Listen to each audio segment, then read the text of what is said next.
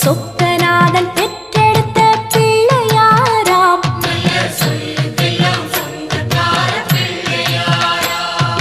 கைலாய மலைய விட்டு தெற்கே வந்தாராம்.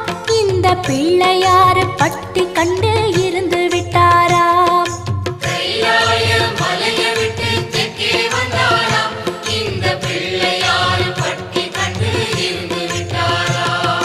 கணபதியார் வந்தாரம்மா, நம்ம உறவாக நின்னாரம்மா. கணபதியார் வந்தாரம்மா, நம்ம உறவாக நின்னாரம்மா. சொக்கநாதன்